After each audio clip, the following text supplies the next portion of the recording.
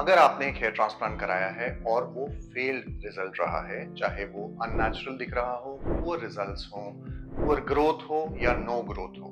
ऐसे कोई भी कारणों की वजह से जब ये हेयर ट्रांसप्लांट सर्जरी फेल होती है, तो उसके आगे के क्या स्टेप्स हो सकते हैं जिसके साथ हम इस रिजल्ट को आपके लिए सुधार सकें। आइए आज इस वीडियो में हम इसके बारे में डिटेल में बात करेंगे। हाय, मैं हूं डॉक्टर मयंक, एक बोर्ड सर्टिफाइड प्लास्टिक सर्जन और diploma of American board of hair restoration surgery और फाउंडर क्राउन का। जब हम एक फेल्ड हेयर ट्रांसप्लांट का रिजल्ट पाते हैं तो वो बहुत ही डिस्ट्रेसिंग होता है और ये आपको बहुत परेशान कर सकता है, क्योंकि आपने कुछ फाइनेंशियल इन्वेस्टमेंट्स करी होती हैं, एक सर्जरी कराई होती है और उससे कुछ एक्सपेक्टेशंस होती हैं जो आपकी फुलफिल नहीं हो पाई हैं। किसी भी कारण से हो सकती हैं, लेकिन अगर वो फुलफिल नहीं होती हैं तो आप निराश ना हो। आज हम डिटेल में इनके बारे में बात करेंगे कि हम क्या ऑप्शंस के ऊपर जा सकते हैं जो प्रोसीजर के बाद भी हमें कुछ बेटरमेंट दे सकता है, चाहे वो नॉन सर्जिकल हो या सर्जिकल हो। पहली चीज, अगर हमारा रिजल्ट फेल हुआ है तो इसको आइडेंटिफाई करना बहुत जरूरी है कि वो किस कारणों से फेल हुआ है। तो फेलियर ऑफ हेयर ट्रांसप्लांट के कारणों के ऊपर हमने एक पूरा वीडियो बनाया है और अपलोडेड है, उसको एक बार जरूर से देखिए। अगर ये किसी सर्जन या क्लिनिक के कारणों की वजह से फेल हुआ है तो आपके पास बिल्कुल ये ऑप्शन है कि आप 2 या 3 अच्छे एक्सपर्ट सर्जन्स को उनके ओपिनियंस के लिए कंसल्ट जरूर से करें। जब हम हेयर ट्रांसप्लांट के फेलियर के साथ रह रहे हैं तो ये जरूरी है कि हम किस एज पर हैं, क्योंकि आपकी हेयर लॉस प्रोग्रेसिव होती है, एज के साथ ये सिर्फ बढ़ती है। तो अगर आपने पहला ट्रांसप्लांट 24-25 साल से 30 साल के बीच में कराया है और अगर वो फेलियर है तो अगले ही साल एक और ट्रांसप्लांट के अंदर या 6 महीने के अंदर एक और ट्रांसप्लांट के लिए जंप करना मैं नॉर्मली अपने पेशेंट्स को एडवाइस नहीं करता हूं जो मेरे को अप्रोच करते हैं। प्रोसीजर के बाद आप बहुत सारी चीजें ऐसी कर सकते हैं जिसमें आप आइडेंटिफाई करके बाकी बालों को इतना सुधार सकें कि वो रिजल्ट को आप कुछ टाइम तक मेंटेन रख सकें और इसके बाद फॉलोइंग टाइम के ऊपर आप नेक्स्ट प्रोसीजर को एक करेक्टिव प्रोसीजर की तरह कर सकते हैं।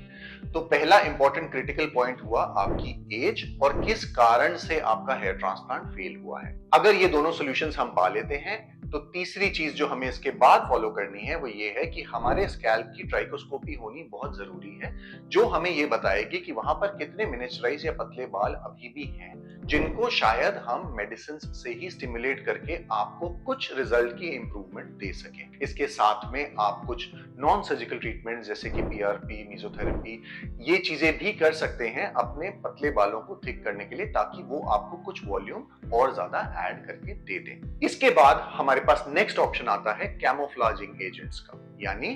कुछ ऐसी चीजें जो आपकी बॉल्डनेस को उतने टाइम तक जो हम टाइम बाय कर रहे हैं नेक्स्ट प्रोसीजर से पहले के लिए,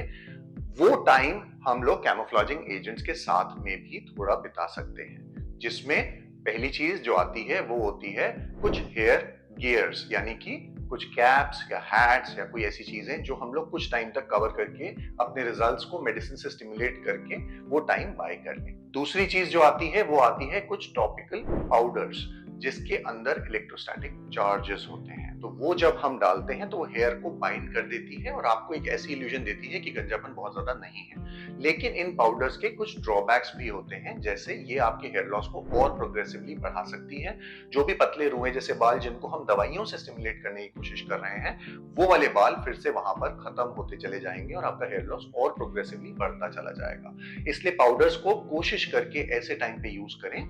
जिस टाइम पे आपका कोई इंपॉर्टेंट सोशल इवेंट या पर्सनल या प्रोफेशनल इवेंट हो। अगेन इसके बाद अगर हम कुछ और कैमोफ्लेजिंग चीजें देखना चाहते हैं तो कुछ हेयर पीसेस आते हैं जिसको आप यूज कर सकते हैं, बट हेयर पीसेस के अपने बहुत सारे ड्रॉबैक्स होते हैं, इसलिए मैं अपने पेशेंट्स को नॉर्मली एडवाइस नहीं करता हूं। लास्ट ऑप्शन जो हमारे पास रहता है, अगर ये सारी चीजें हमें सूट नहीं कर रही हैं या हमारे पास टाइम का क्रंच है कोई भी पर्सनल प्रोफेशनल रीजन की वजह से, उस कंडीशन में हम लोग एक और सेकेंड ट्रांसप्लांट के बारे में सोच सकते हैं, लेकिन इसकी प्लानिंग करनी बहुत ही इंपॉर्टेंट है। होता क्या है, आपका डोनर एरिया जो पीछे और साइड में है वो लिमिटेड है। अगर हम इसी डोनर एरिया में से मैक्सिमम फॉलिकल्स निकालते जाएं और बहुत ही कम टाइम में निकाल लें तो ये डोनर एरिया कभी भी आगे की जिंदगी के लिए हमारे लिए सफिशिएंट नहीं रहेगा। जब आगे आपकी लाइफ में हेयर लॉस प्रोग्रेस करेगा, उस टाइम पे आपको बॉडी हेयर के ऊपर रिलाई करना पड़ेगा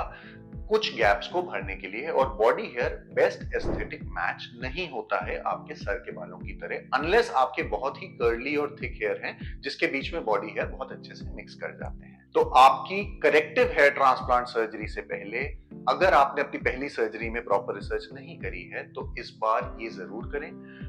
एक ही सर्जन के पास जाकर ये डिसाइड ना कर लें कि आपको नेक्स्ट सर्जरी के लिए जंप करना है उनके साथ। कम से कम 2-3 अच्छे, famous, reputed, experienced, qualified surgeons के पास जाकर उनका ओपिनियन जरूर से ले लें। जब आपको ये क्लैरिटी हो जाएगी कि आप किस सर्जन के साथ कंफर्टेबल हैं अपनी नेक्स्ट प्रोसेस करने के लिए, तब भी उसकी प्लानिंग के बाद भी आपका बैकअप प्लान अवेलेबल होना चाहिए। अगर हम अपने डोनर को ओवर यूज कर लें कि आपके 8-10 हजार फॉलिकल्स एक ही सर्जरी में किए जाने वाले हैं, जिसमें आप पहले ही 2-3-4 हजार फॉलिकल्स करा चुके होंगे, तो आपका डोनर रिजर्व पूरी तरह से खत्म हो जाएगा। इसलिए आपको डोनर कैलकुलेशन और कवरेज वैल्यू देखना, जितने कम से कम बालों की जरूरत है जिसमें हमें अच्छी कवरेज मिल जाए, वो बहुत ही क्रिटिकल होता है। अगर आपका फेलियर एक अननेचुरल हेयर लाइन की वजह से है जो बहुत लो प्लेस कर दी है, या मल्टीपल हेयर आगे डाल दिए गए हैं, या टेम्पल्स को बहुत पास ले आया गया है जिससे बहुत ही छोटा फोरहेड लग रहा है, और आपकी एज ऑफ द फेस ज्यादा है उस फोरहेड साइज के हिसाब से, तो इसको हम और तरीकों से भी करेक्ट कर सकते हैं, जैसे पंच करके ये वाले बालों को बहुत ही फाइन माइक्रो पंचेस से निकाला जा सकता है, और इन्हीं बालों को हम पीछे यूज कर सकते हैं जहां पे भी आपकी बोल्डिंग हो। सो टू समराइज दोस्तों, मैं आपको एक चीज बहुत क्लियरली बता दूं, हेयर ट्रांसप्लांट के रिजल्ट्स अगर खराब हुए हैं तो निराश मत होइए। आज की डेट में टेक्नोलॉजी, साइंस और एक्सपीरियंस बहुत ज्यादा है, जिसकी वजह से हम ज्यादातर हेयर ट्रांसप्लांट जो खराब हो चुके हैं उसको करेक्ट करके बहुत अच्छे रिजल्ट्स दे सकते हैं। मैं आशा करता हूं आपको कुछ क्लैरिटी और आपके डाउट्स क्लियर रहे होंगे इस वीडियो के बाद।